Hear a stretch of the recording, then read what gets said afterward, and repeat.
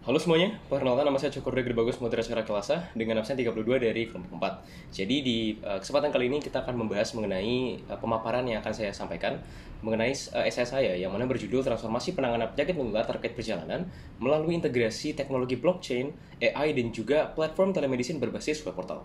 Nah, jadi untuk selebihnya akan kita lihat lebih detail di slide berikutnya. Saya mau di sini untuk next slide.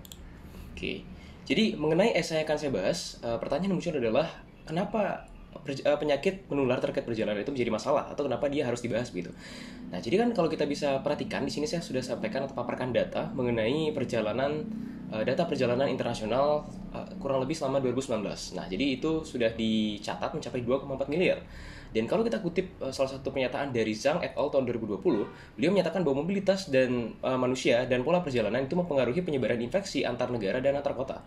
Nah, sehingga kalau kita bisa lihat dengan meningkatnya kemudahan dalam moda transportasi pada zaman sekarang, itu manusia akan lebih mudah melakukan perjalanan jarak jauh dan dalam waktu yang singkat, sehingga akan meningkatkan volume perjalanan internasional seiring berjalannya waktu. Nah, meningkatnya volume tersebut juga beriringan dengan meningkatnya risiko untuk transmisi penyakit-penyakit infeksius yang terkait perjalanan. Nah, kemudian untuk itu tentunya dibutuhkan deteksi awal dan juga identifikasi yang secepat mungkin terhadap penyakit dan juga fasilitas untuk mendukung hal tersebut, karena tidak mungkin para ahli epidemiologi bekerja keras untuk mendeteksi dan juga menganalisa seluruh data yang ada dan begitu banyak tentunya. Nah, jadi apa solusinya untuk permasalahan tersebut? Kita bisa melirik ke dua buah teknologi pada zaman sekarang. Nah, di zaman sekarang ini atau di dewasa ini sudah ada dua jenis teknologi yang sangat marak sekali digunakan. Yang pertama adalah AI atau Artificial Intelligence atau kecerdasan buatan yang merupakan algoritma yang diprogram. Kemudian ada blockchain yang mana sudah kita bisa lihat aplikasinya pada beberapa currency atau mata uang seperti Bitcoin gitu ya. Nah, kemudian kita bisa klasifikasikan kedua teknologi ini sebagai salah satu inovasi yang sangat penting sekali dalam bidang kesehatan, di mana bila mereka digunakan dan diaplikasikan dengan pada ranah yang tepat, mereka bisa menjadi satu elemen yang dapat mempercepat respon analisa dan juga memberikan perawatan yang lebih khusus bagi pasien.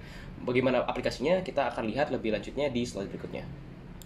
Oke, jadi dalam berbicara mengenai penyakit infeksius yang terkait dengan perjalanan, apa peran AI dan apa yang bisa ia lakukan untuk menangani kasus tersebut? Nah, di sini sudah ada 5 poin yang kira-kira bisa kita ambil dan kita pelajari dari track record penggunaan AI dalam dunia kesehatan.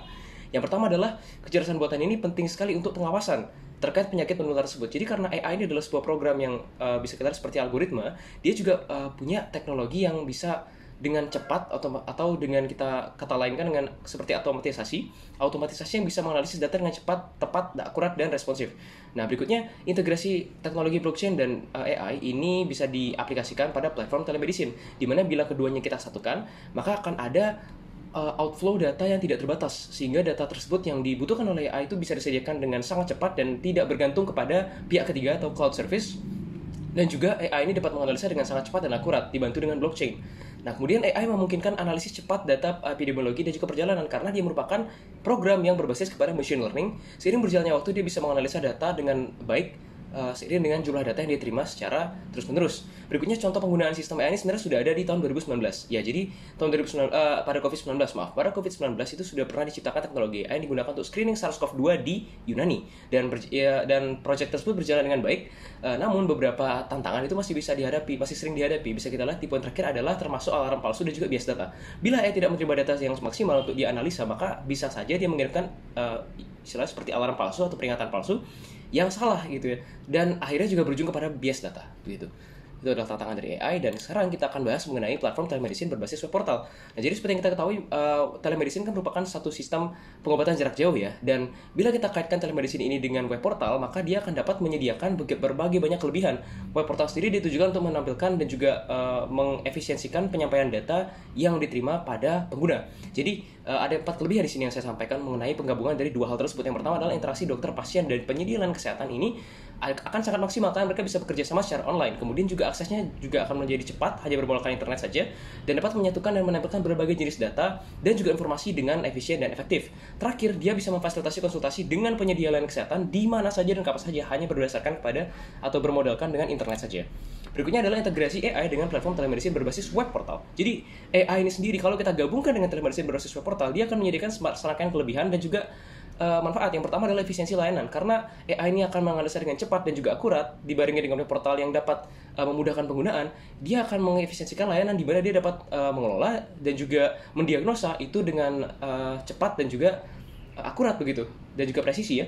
Kemudian yang kedua adalah layanan tanpa batas. Nah, jadi telemedicine itu memungkinkan layanan kesehatan tanpa batas yang tak terkait dengan ruang dan waktu, karena dia adalah platform yang sifatnya basisnya online begitu, yang bisa diakses kapanpun dimanapun, dan juga dengan ini bisa memudahkan konsultasi jadinya, dan juga untuk penanganan kesehatan lebih lanjut. Yang ketiga adalah memaksimalkan atau mempercepat analisa, karena AI adalah teknologi machine learning dibarengi dengan web portal yang sangat sederhana, memudahkan analisa dan juga diagnosa penyakit jadi lebih cepat. Terakhir adalah akses mudah dan cepat. Tentunya karena memang tujuan daripada web portal ini untuk memudahkan pengguna, maka aksesnya juga akan menjadi lebih mudah untuk pengguna itu bisa menjangkau atau setidaknya berkomunikasi dengan penyedia layanan kesehatan, dokter maupun hal-hal ataupun tenaga kesehatan terkait begitu. Nah, berikutnya kita akan membicarakan mengenai blockchain, karena blockchain tadi sempat kita singgung juga. Jadi blockchain ini pada dasarnya teknologi yang digunakan mulai tahun 2008 kalau tidak salah pada Bitcoin, yang mana dia ini tidak berbasis pada server ataupun juga penyimpanan awan atau cloud dan layanan pihak ketiga lainnya, yang dimana blockchain ini dia menawarkan sistem untuk metode manajemen data konvensional, yang mana nanti tapi dia tidak bergantung pada cloud begitu. Dia memiliki teknologi buku besar namanya. Jadi si blockchain ini dia menawarkan serangkaian manfaat untuk kita gunakan berbarengan dengan AI. Yang pertama adalah keamanan. Jadi blockchain memastikan kita aman, data kita aman, dan privasi kita terjamin.